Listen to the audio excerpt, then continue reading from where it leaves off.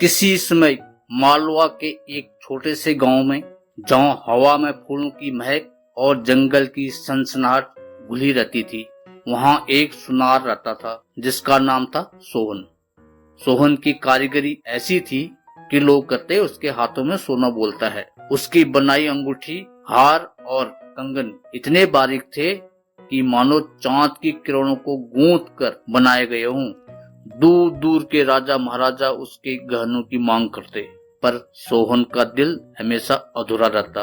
उसे लगता उसकी कला में अभी भी कुछ कमी है, एक ऐसी चमक जो संसार को अचंभित कर दे। उसी गांव में एक लोहार रहता था जिसका नाम था बलराम। बलराम की भट्टी दिन रात जलती और उसका हथौड़ा लोहे को इस तरह गाड़ता कि तलवारें, कुल्हाड़ियां और ढालें मानो जीवंत हो उठती थी। लोग कहते थे बलराम का लोहा पत्थर को भी चीर दे, पर बलराम का स्वभाव उग्र था। वह सुनारों को तुच्छ समझता था और कहता था सोना नाजुक धातु है, केवल दिखावे की चीज है, असली ताकत तो लोहे में है। एक दिन गांव में खबर फैली कि पास के जंगल में एक प्राचीन मंदिर मिला है जिसमें एक रहस्यमयी रत्न छिपा है जिसका नाम है अग्निमणि। कहते थे कि यह रत्न किसी भी धातु को अनमोल बना सकता है। सोहन और बलराम दोनों की आंखों में लालच और उत्साह की चमक थी। सोहन सोचता अग्निमणि मेरे गहनों को अमर कर देगा, और बलराम ठान लेता इस रत्न के साथ मेरी तलवारें अजय हो जाएंगी। उनको गांव के बुजुर्गों ने चेतावनी दी, मंदिर में खतरे हैं, वहां चारों तरफ जाल बिछा है, पहेलियां हैं और मंदिर की रक्षा करने वाली अदृश्य आत्माएं हैं।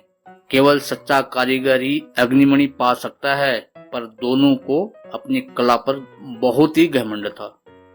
सोहन बोला, मेरी बुद्धि और बारीक कारीगरी मुझे जीत लाएगी। बलराम हंसने लगा।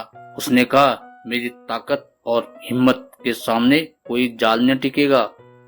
अगली सुबह दोनों जंगल की ओर निकल पड़े। मंदिर का रास्ता कांटों, दलदल और अंधेरी गुफाओं से भरा हुआ था। रास्ते में एक नदी आई जिसके ऊपर टूटी हुई रस्सी का एक पुल लटक रहा था। सोहन ने अपनी बारीक अंगुलियों से रस्सी को गूंथा और एक मजबूत पुल बनाया। बलराम ने अपनी ताकत से लकड़ियों को जोड़ा और दोनों ने एक दूसरे को देखा, लेकिन बोले कुछ नहीं।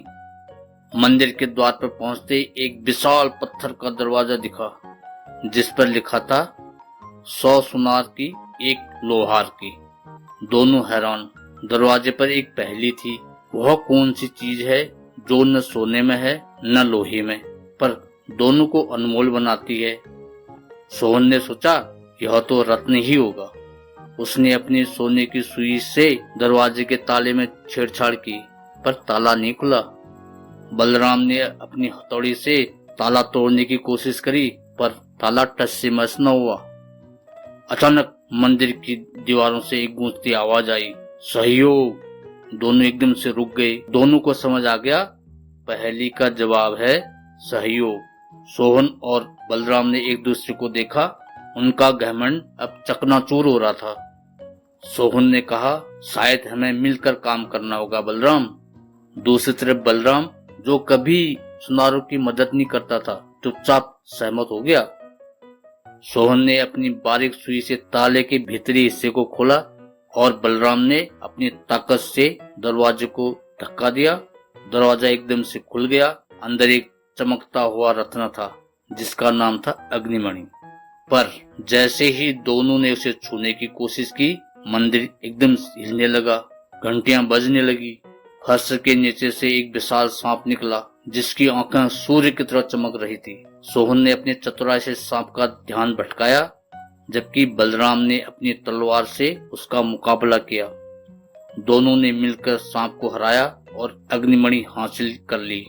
मंदिर से बाहर निकलते वक्त दोनों ने रत्न को आधा आधा बांट लिया। सोहन ने उस रत्न में से एक ऐसा हार बनाया जो आज तक मालवा के राजमहल में चमकता है, और बलराम ने एक ऐसी तलवार गढ़ी जो कभी टूट नहीं सकती। गांव लौटकर दोनों ने समझ लिया कि उनकी कला एक दूसरे की पूरक थी।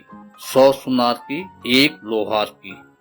इसका मतलब था कि नाजुक कारीगरी और ताकत का मेल ही असली जीत है।